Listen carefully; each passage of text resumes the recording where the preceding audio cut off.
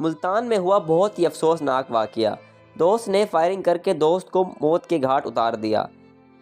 20 سالہ زین گھر کے باہر موجود تھا کہ رانا فہد نے فائرنگ کی اور فرار ہو گیا۔ تھانہ مظفر آباد کے علاقے میں فائرنگ کر کے نوجوان کو قتل کر دیا گیا۔ تفصیلات کے مطابق 20 سالہ زین ولد عمران القریش کالونی میں گھر کے باہر موجود تھا کہ رانا فہد نامی شخص ایک ساتھی کے ہمراہ آیا اور اس پر فائرنگ کر دی، جس سے وہ موقع پر ہی جہاں بحق ہو گیا۔ پولیس کی ابتدائی رپورٹ کے مطابق مقتول زین اور رانا فہد آپس میں دوست تھے۔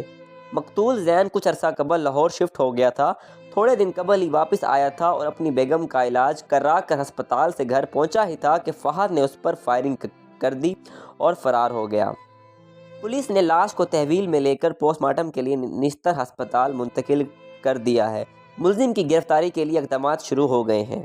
قتل کی وجوہات میں جو بات سامنے آئی ہے وہ یہ کہ کچھ عرصہ پہلے رانا فہد اور زین کے بیچ کسی چھوٹی سی بات پر لڑائی ہوئی تھی، جسے صلح صفائی کر کے ختم کروا دیا گیا تھا، لیکن رانا فہد نے دل میں بات رکھی ہوئی تھی اور اس نے موقع پا کر زین کو فائرنگ کر کے قتل کر دیا۔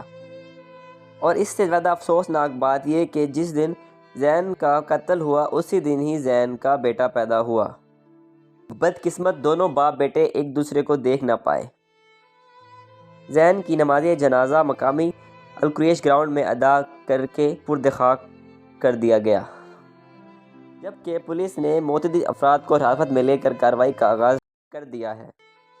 رانا فہد کی گرفتاری کے لیے چھاپے مارے جا رہے ہیں۔